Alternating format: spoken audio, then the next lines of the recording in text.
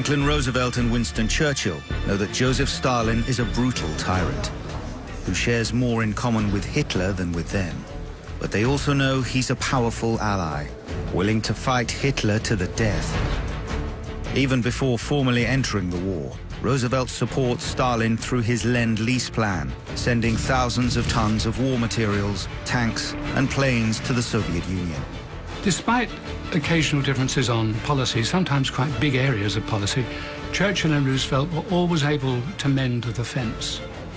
They mended it, of course, because they had a common objective, being the defeat of the Axis powers.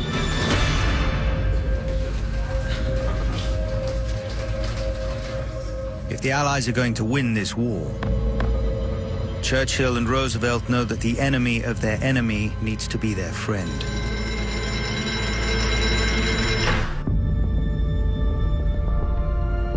Churchill and Roosevelt persuade Stalin to meet them for an unprecedented conference at the Soviet embassy in Tehran, Iran. Though united by a common enemy, each leader arrives with his own agenda. Stalin comes to the table with a strong hand after his victory at Stalingrad. Churchill wants to avoid the risks of a major invasion at all costs and protect his waning empire's holdings in Africa and Asia. Roosevelt is determined to woo the Soviet leader to the cause of peaceful post-war coexistence and get him to declare war on Japan. We need to ensure that Germany can't threaten Europe again. Executing the entire German officer corps would be a start. I don't think my parliament would approve of the killing of 50,000 men. Let's compromise. Perhaps 49,000. Roosevelt was always worried that Stalin would think that the Anglo-Americans, Roosevelt and Churchill, were ganging up on him. So, at least early in their relationship, Roosevelt would use every opportunity to try to get Stalin to feel relaxed and maybe even at certain moments to think that Stalin and FDR had some kind of an alliance against Churchill. Of course, it was never true, and of course, Stalin was never convinced, but Roosevelt had that sense of diplomacy to know that this kind of ruse could help. We need to win this war. We need to win the peace. That certainly didn't work out very well last time at Versailles. Then you need to help me. And you need to help me.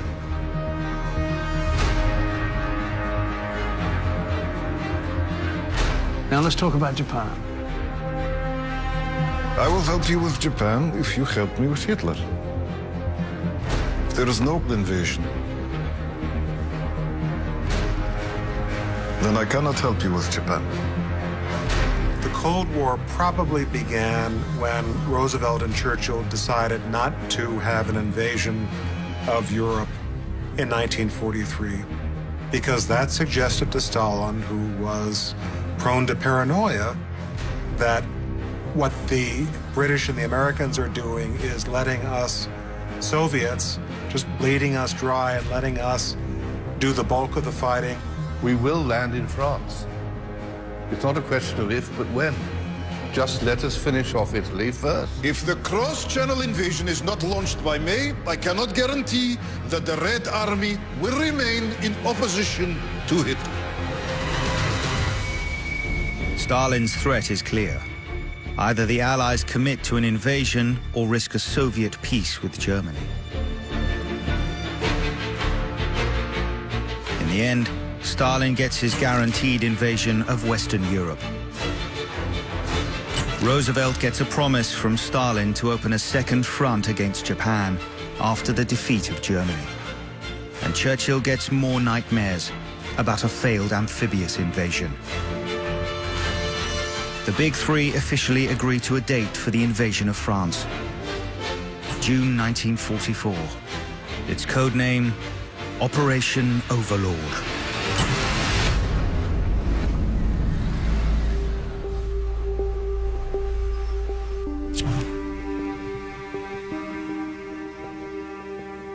Winston Churchill knows that the strategy could be the turning point in the war.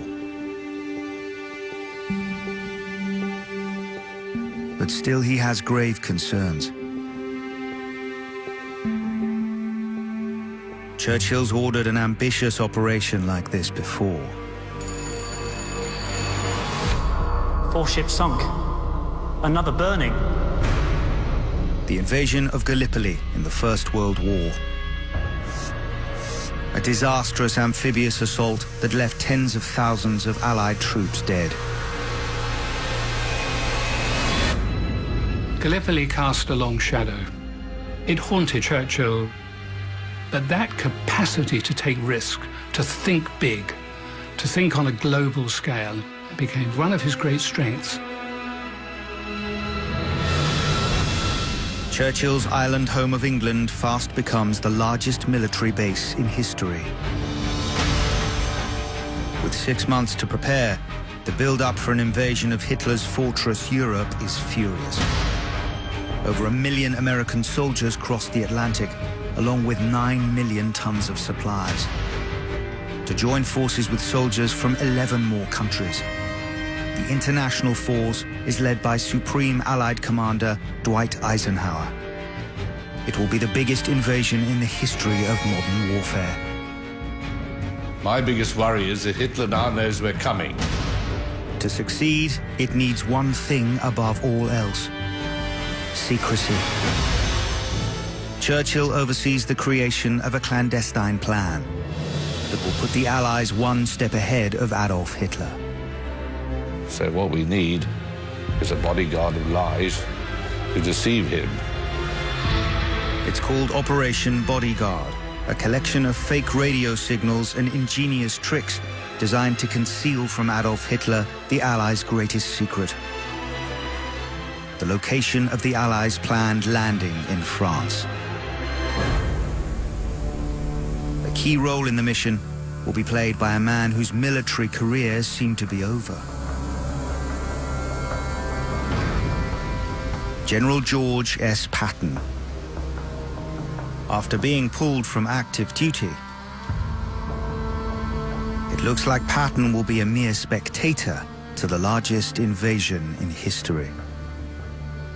If you put yourself in Patton's position, they're about to invade the center of Europe. They're about to go at the guts of Nazi Germany. To think he's not going to be involved in that had to have been just excruciatingly painful for Patton. But Operation Bodyguard has a special place for Patton.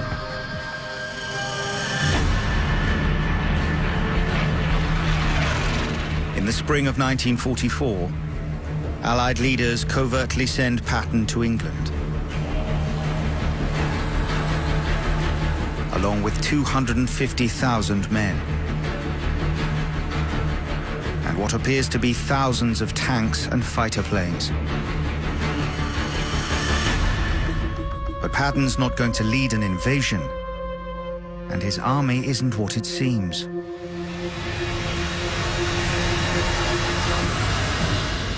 Instead of heavy machinery and modern weapons, Patton's armed with inflatable fakes.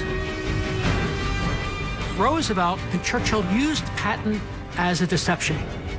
They actually have Hollywood people help them create what is essentially a phony army. There's phony tanks that are actually nothing but balloons.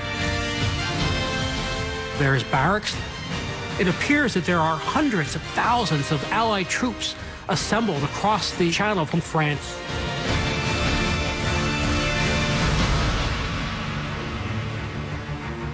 It isn't long before Hitler sees German intelligence photographs of Patton's supposed army. Patton. Adolf Hitler thinks he's outsmarted the Allies and knows where their invasion will land in France. He refuses to believe that America's best general, Patton, has been sidelined just for slapping a soldier. Patton. Here are the 3 major ports suitable for an operation of this size. The only other viable landing is further south. Well, the real invasion will be here, at Pas-de-Calais, with Patton. The Germans and Hitler feared an invasion in the Pas-de-Calais because it was the shortest distance between mainland Europe, France, and Great Britain. Hitler is convinced the legendary general is preparing to invade the French mainland at Pas-de-Calais, a major port in northern France, mere miles across the English Channel from where Patton's forces are gathering. So he sends his reserve troops and panzer tank divisions to fortify Calais. On the night of the 5th of June 1944, the Allied Armada fills the English Channel. 156,000 men, 7,000 vessels, and 12,000 aircraft from 12 countries embark on their mission. But it is far from certain whether all the Allied planning will be enough to overcome Hitler's vaunted Atlantic wall defenses and the might of the Nazi war machine. On a day that will come to be known as D-Day, the largest amphibious invasion ever attempted is launched. More than 1 million German soldiers prepare for an attack, fortifying the French port city of Calais, where Adolf Hitler is convinced an Allied army led by George Patton will land. What Hitler doesn't know is that the Allied force isn't being led by Patton and isn't heading to Calais. Its target is just over 200 miles to the south, the beaches of Normandy.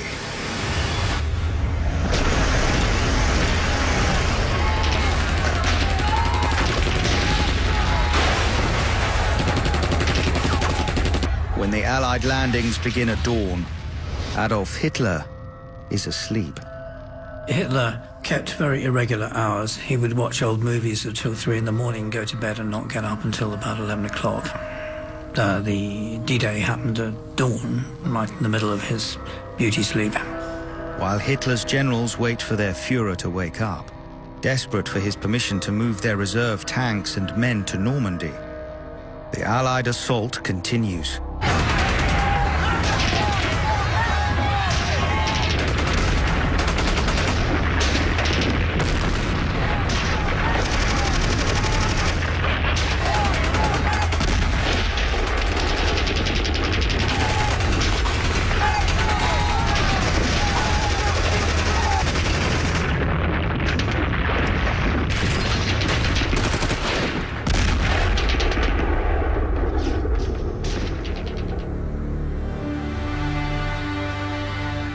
After a brutal fight, the Allied forces capture the beaches.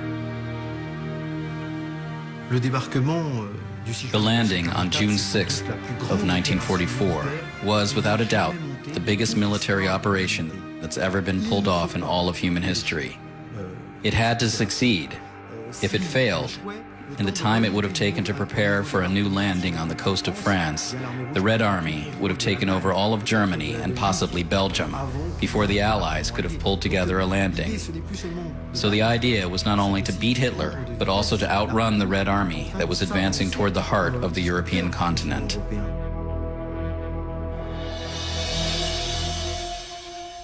As Allied troops push into Normandy, Adolf Hitler is notified of the invasion. But he refuses to reroute his forces stationed in Calais for 3 crucial days, allowing the Allies to get a toehold in Europe. Hitler's failure to release his reserves cripples the German counterattack.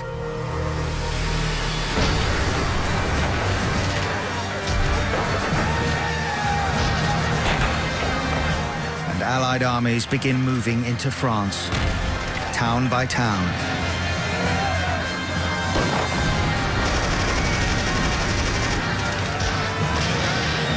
Pushing back against the German forces and liberating thousands of citizens throughout the country. In 1944, particularly after the D-Day landings, the French resistance becomes much more active and much more widespread. And the Germans retaliate by secret arrests, where people simply disappeared because they have some connection with the resistance.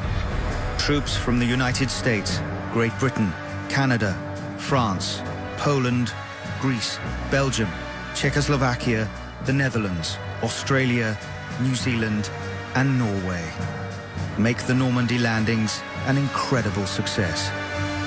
One that changes the course of the war, but not the nature of Adolf Hitler. So giving up and defeat was no option for Hitler. In his worldview, it was never, never, never give up.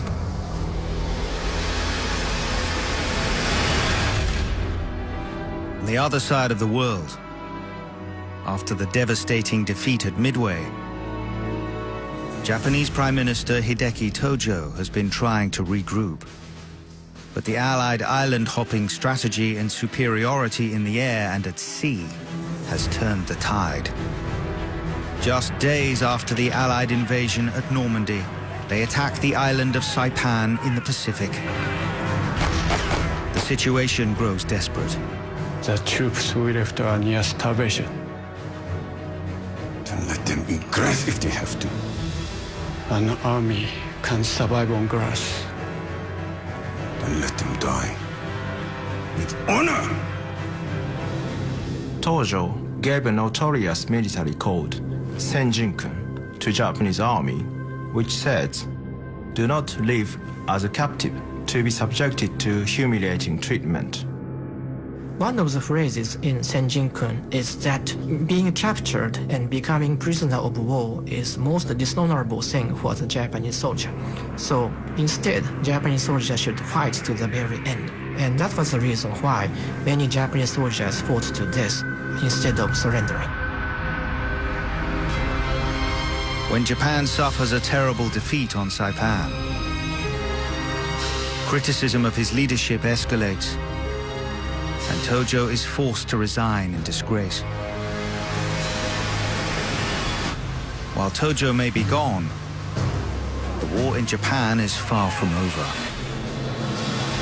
For years, General Douglas MacArthur has waited for the moment to even the score with his enemy. To take back the island territory he was forced to abandon, the Philippines. After a bloody 5-month campaign, MacArthur is finally able to fulfill his promise and liberate the Philippines.